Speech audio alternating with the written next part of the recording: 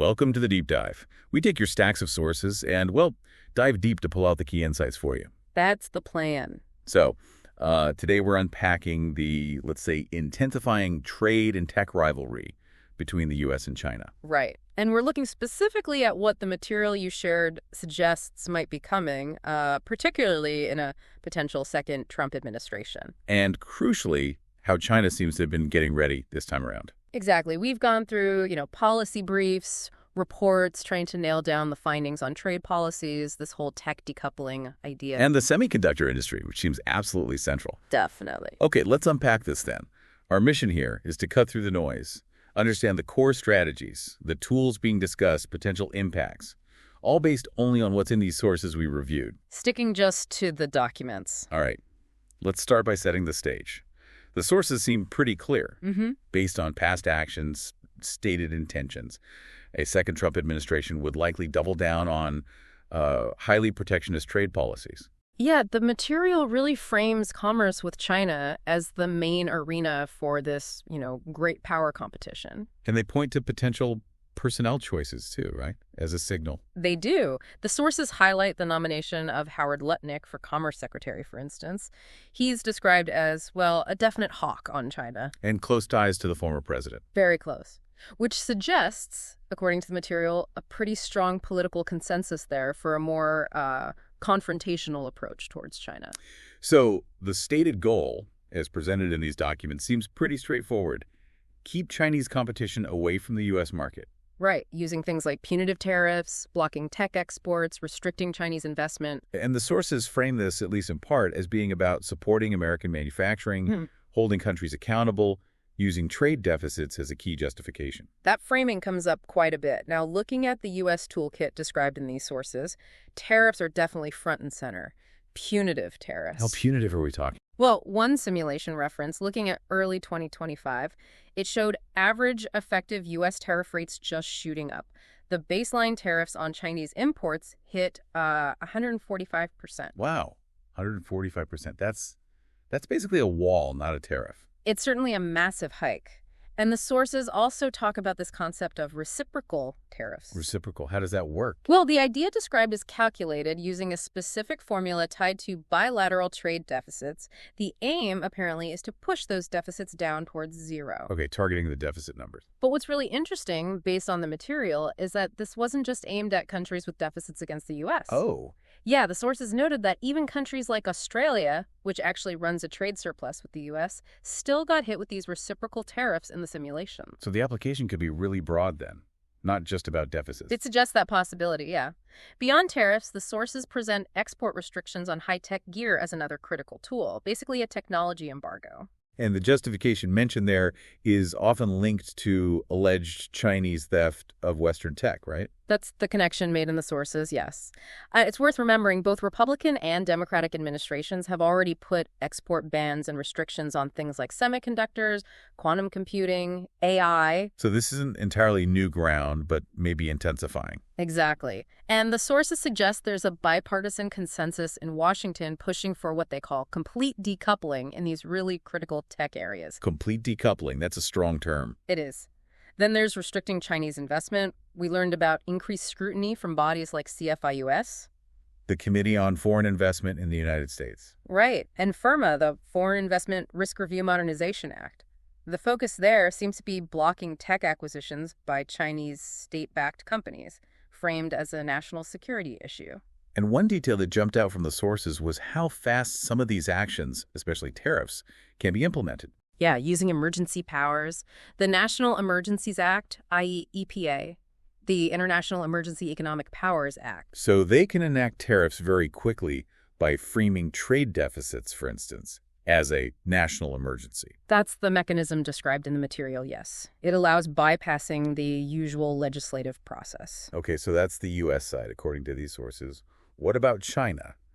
The material suggests they were maybe caught a bit unprepared by the first round of tariffs. Initially, yes. The response back then was mainly just counter tariffs, kind of tit for tat. But not this time. The sources indicate China has shifted significantly since then. They've been actively preparing for relations to potentially get worse and have developed a more sophisticated range of tools. Okay, like what? What's their strategy? A key one highlighted in the sources is diversification, moving away from relying so heavily on just the U.S. and the West for trade. Makes sense. Where are they building ties? Well, ASEAN is mentioned as a major trading partner now, plus building extensive links in Africa, Latin America, the Middle East, Central Asia. So spreading their bets, basically. Exactly. And the data in the sources shows this is having an effect. It's reduced the share of Chinese exports going to the U.S. And reduced how much U.S. exports contribute to China's overall economy, their GDP. Right. At the same time, there's been this huge push, massive investment in developing domestic innovation and tech self-sufficiency. Building their own complete production chains, making domestic consumption the main driver. That's the goal described, and the sources suggest this self-reliance push is partly about making China less vulnerable to Western sanctions or economic pressure. If they can make it themselves, they don't need to worry as much about import restrictions. And they have their own retaliatory tools now. Yes, they've set up legal frameworks, things like the Unreliable Entity List, the Anti-Foreign Sanctions Law, a countermeasures list. So they can target foreign companies or individuals that comply with U.S. sanctions, for example. Essentially, yes. It gives Beijing levers to push back against entities they see as harming their interests. And the sources also mention China holding some significant leverage in minerals. Oh, yeah. Vital minerals and materials. The sources talk about their near monopoly on extracting and processing things like rare earths, cobalt, graphite. Stuff that's absolutely essential for new tech, like batteries, wind turbines. Wider jets, you name it. And the material points out China has restricted exports of these things before, showing they're willing to use that leverage. Okay, so that brings us to what the sources call the absolute core of this conflict. Yeah. The semiconductor war. Yeah, semiconductors are described as the central nervous systems for all future tech. AI, robotics, 5G, advanced computing, surveillance, everything. Which makes them ground zero for the U.S.-China tech fight. Exactly. The sources use the term techno-nationalism to describe this. Meaning tech innovation isn't just about business anymore. It's directly linked to national security, economic prosperity, gaining a global edge for geopolitical reasons, and governments are actively stepping in, which, distorts purely market-driven competition. And the semiconductor supply chain itself is incredibly complex, right? Yeah. Global. Hugely specialized and tangled globally. The sources explain how the high-value stuff, R&D, chip design, advanced manufacturing, is often separate from the lower-value steps like assembly, testing, packaging. And China's historically been stronger at that lower-value end. That's what the material indicates, yeah. Which is why U.S. export controls are so focused here. Targeting dual-use tech. Right. Commercial technology that could have military uses. And these controls are applied based on destination, who's buying it, the intended use. And the sources noted that pretty much everything in China's big Made in China 2025 plan falls under this dual-use category. Almost all categories, yeah. Which really highlights the scope of the restrictions. So where does this leave U.S. companies in the semiconductor business? They're caught in the middle. Absolutely. The sources show they're facing major potential disruption, collateral damage, losing market share in China, hits to their revenue. Plus just the headache of compliance costs, trying to figure out the rules. Definitely. Some sources mention companies trying strategies like setting up separate in-China for China supply chains or moving production elsewhere to try and navigate around the controls. And we're seeing the U.S. military getting more involved too, DARPA. Yeah, the sources note DARPA is boosting funding for semiconductor R&D, specifically focusing on secure chip design, supply chain traceability, directly linking the tech to defense needs. This isn't just a U.S.-China thing, though, is it? It pulls in other countries. For sure. The sources suggest the EU is also leaning towards this kind of techno-nationalism, looking to align more with the U.S. What about key players like Japan and South Korea? They're huge in semiconductors. They're in a tough spot, highly integrated into the supply chain, but also heavily reliant on the Chinese market, so they're navigating carefully. Facing potential U.S. pressure, maybe, on sales to China. That's mentioned as a possibility, yeah. Yeah.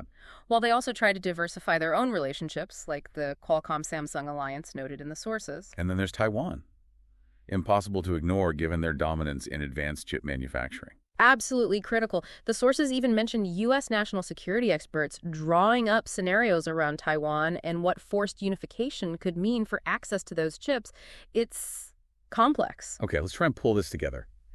What does all this mean based on what we've read? Well, the picture that emerges from the sources is pretty clear. You've got a determined U.S. strategy using broad tariffs, very targeted tech restrictions, and tight investment screening. Met by a China that seems to have learned from round one. Right. A China that's diversified trade, investing heavily in its own tech, and holds real leverage with those critical resources, according to the material. And semiconductors are kind of the perfect storm, showing how these complex global supply chains are getting caught right in the middle of this tech and trade fight. Definitely. Affecting companies, countries, even military planning. Everyone is trying to figure out how to deal with the fallout.